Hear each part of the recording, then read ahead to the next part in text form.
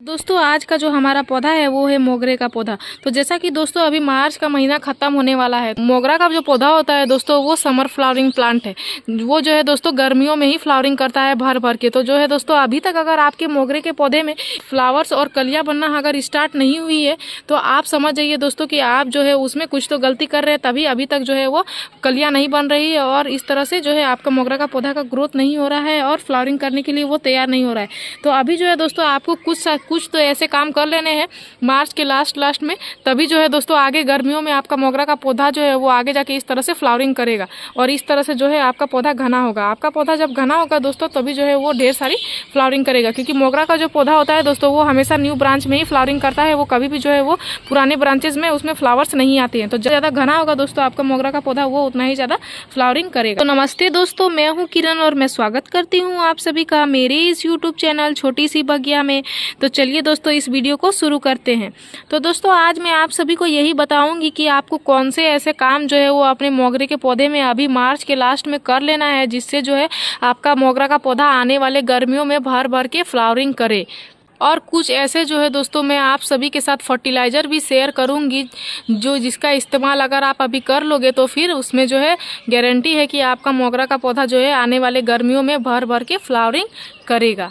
सबसे पहला काम जो आपको अपने मोगरे के पौधे में करना है दोस्तों, वो आपको क्या करना है, अपने पौधे की जो है वो प्रूनिंग कर लेना है, उसकी कटाई छटाई कर लेना है। अगर आपका पौधा जो है वो दोस्तों वो 3 से 4 साल पुराना है तो आपको जो है दोस्तों उसमें हार्ड कटिंग करने की आवश्यकता है।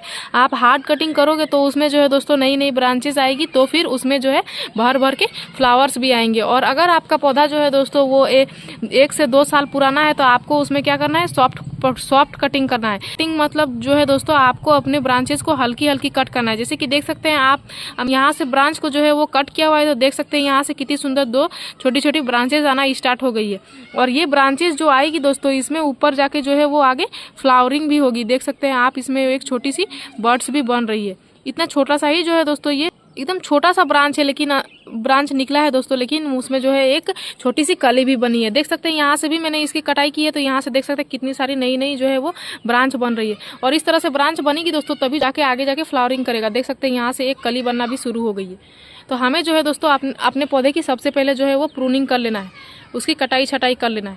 देख सकते हैं यहाँ से एक नई ब्रांच निकली है तो यहाँ से इस तरह से फ्लावर्स आ रही है, यहाँ से भी एक फ्लावर। और अगर आप उसकी कटाई छटाई कर ली हो दोस्तों तो अब मैं बात करती हूँ टिप्स नंबर 2 की। तो टिप्स नंबर 2 जो है दोस्तों वो हमें अपने जो है वो मोगरे की पौधे की जो गमले की मिट्टी की उस समय पे गुड़ाई करते रहना है। 10 से 15 दिन में जो है दोस्तों हमें अपने गमले की मिट्टी की जो है वो गुड़ाई करते रहना होता है। हम लोग अगर गमले की मिट्टी की गुड़ाई करते रहेंगे दोस्तों तो उसमें जो है उसकी मिट्टी जो है दोस्तों वो हल्की रहेगी, तो उसमें जो है उसकी जड़ के ग्रोथ को होने में बहुत ही ज़्यादा हेल्प मिलता है। और जड़ का जब ग्रोथ अच्छे से होगा दोस्तों तो हमारा मोगरा का पौधा का ऊपर जो है वो ग्रोथ अच्छे से होना ही होना है। तो इस तरह से हमें 10 से 15 दिन में अपने जो है वो गमले की मिट्टी की गुड़ाई करते रहना है। इसमें हवा जाएगा, धूप जाएगा तो जो है इसमें तरह की कोई भी तरह की दिक्कत नहीं आएगी और इसका जो है ग्रोथ करने में बहुत ही अच्छे से हेल्प मिलेगा। तो इस तरह से हमें समय समय पे अपने मिट्टी की गुड़ाई करते रहना भी ज़रूरी है। और दोस्तों इस तरह से गुड़ाई करने के बाद अगर आपके पौधे में बिल्कुल भी फूल एवं कलियां नहीं बन रही है और उसमें जो है कोई भी ग्रोथ नहीं हो रहा है तो आपको क्या करना है दोस्तों, उसमें जो है गोबर की खाद या फिर वर्मी कंपोस्ट दे देना है। गोबर की खाद या वर्मी कंपोस्ट आप दोनों में से किसी का भी इस्तेमाल कर सकते हो दोस्तों। अगर आप वर्मी कंपोस्ट दे रहे हो तो आप गोबर की खाद नहीं देना, और अगर आप गोबर की खाद दे रहे हो तो उसमें जो है आप वर्मी कंपोस्ट नहीं देना। उसका अगर इस्तेमाल आप अपने पौधे में अभी कर लोगे दोस्तों तो आपका जो है वो पौधा बहुत ही जल्दी जो है इस तरह से नई नई ब्रांचेस निकालने लगेगा और नई नई ब्रांचेस आएगी दोस्तों, तभी जो है उसमें नई नई कलियां भी बनने लगेगी। मैं अभी गोबर की खाद देके आप सभी को नहीं बता रही हूँ दोस्तों, क्योंकि मैंने जो कुछ टाइम पहले ही लगभग 1 सप्ताह पहले ही जो है दोस्तों अपने पौधे में इस तरह से गोबर की खाद दी हुई थी। तो गोबर की खाद दी थी तभी जो है दोस्तों हमारा पौधा का ग्रोथ आप देख सकते हैं कितना ही अच्छे से ग्रोथ हो रहा है और कितनी सारी जो है वो नई नई वो कलियां भी बना रहा है। और देख सकते हैं मेरा पौधा जो है दोस्तों कितना ही अच्छा, कितना घना हो चुका है। तो इस तरह से आपको गोबर का खाद का भी इस्तेमाल करना है दोस्तों।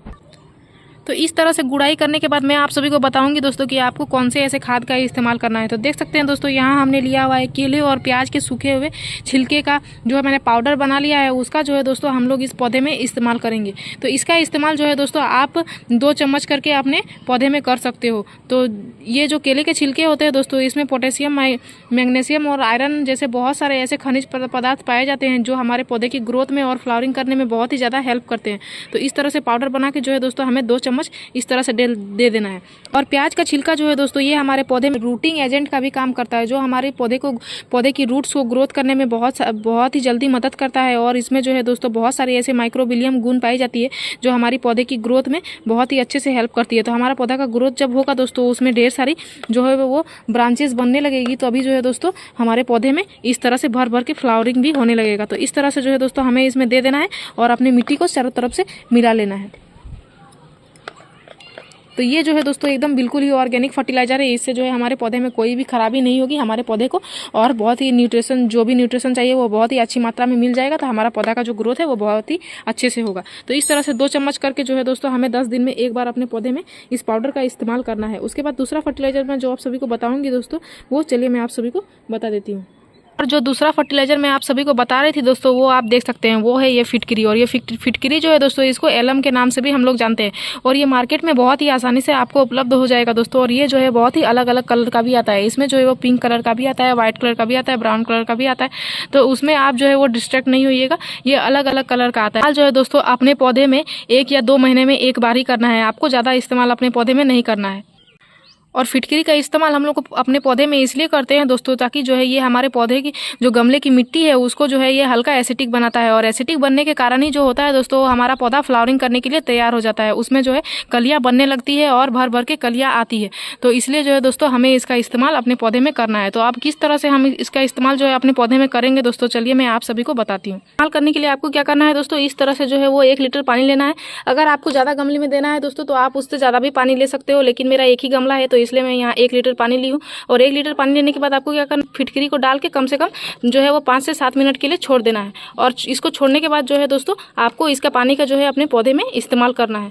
तो इस तरह से आप पानी में डाल के और छोड़ दो।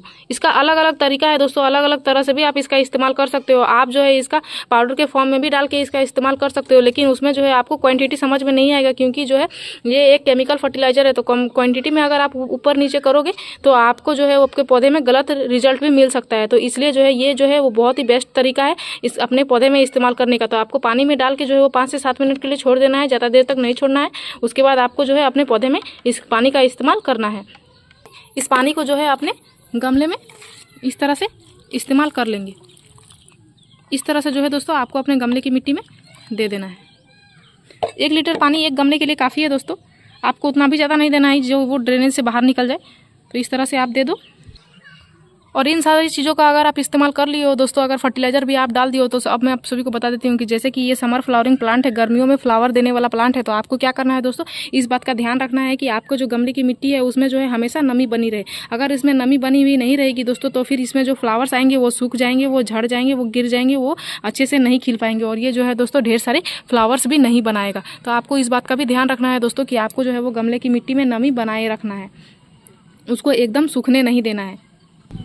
आपको ज़्यादा चिपचिपी भी नहीं रखना है दोस्तों। अगर आप हमेशा भी एकदम चिपचिपी रखोगे तो उसमें जो है दोस्तों फंगस लग जाएगा। तो आपको ज़्यादा चिपचिपी नहीं रखना है, लेकिन उसमें जो है वो हल्की हल्की नमी बनी रहे, इस तरह से आपको रखना है। और गमले का जो है दोस्तों वो ड्रेनेज पे आपको ध्यान देना है कि उसका जो ड्रेनेज है वो अच्छा रहे, उसमें पानी वो जमे नहीं। और ये सारी प्रोसेस करने के बाद आपको क्या करना है दोस्तों, आपको इसको धूप वाले एरिया में रख देना है। धूप में रखने से जो है दोस्तों ये समर फ्लावरिंग प्लांट है तो ये जो है वो धूप का ही प्लांट है दोस्तों। तो इसमें जितनी ज़्यादा धूप मिलेगी वो इतनी ज़्यादा फ्लावरिंग करने के लिए तैयार होगा। तो जितना ज़्यादा आप इसको धूप में रखोगे उतना ही अच्छा है दोस्तों। तो आप इसको जो है वो दिन भर का धूप में रख दो। लेकिन जो है दोस्तों आपका वहाँ अगर 40 डिग्री से ज़्यादा हो गया टेम्परेचर तो फिर आप इसको दोपहर के धूप में 3-4 घंटा के लिए जो है आप धूप से इसको बचा के रखना। नहीं तो जो इसमें जितने सारी जो नई नई इस तरह से ब्रांचेस आ रही है वो जो जल भी सकती है। तो इस तरह से जो है दोस्तों हमें समय समय पे न्यूट्रिशन का भी ध्यान देना पड़ता है और बहुत सारी चीज़ों का भी ध्यान रखना पड़ता है, तभी जो है हमारे पौधे में अच्छी फ्लावरिंग होती है। तो ये जो फिटकरी वाला प्रक्रिया है दोस्तों ये आपको जो है वो महीने में एक बार ही करना है, महीने से 2 महीने में एक बार आपको अपने पौधे में करना है। और बाकी जो जितनी सारी मैंने बताया दोस्तों वो सारी चीज़ों को आप जो है वो 10 से 15 दिन में एक बार कर सकते हो। तो इस तरह से आपको अपने पौधे की ग्रोथ के लिए इस तरह से आपको न्यूट्रिशन को देना है। तो अगर मेरी वीडियो में दी गई जानकारी अगर आपको अच्छी लगी दोस्तों तो मेरे इस वीडियो को लाइक कर दीजिएगा। अगर आप इस वीडियो के माध्यम से मेरे चैनल पर नए आए हैं तो मेरे इस चैनल को सब्सक्राइब कर लीजिएगा। इस वीडियो को पूरा देखने के लिए आपका धन्यवाद। मिलते हैं अगले वीडियो में। नमस्कार।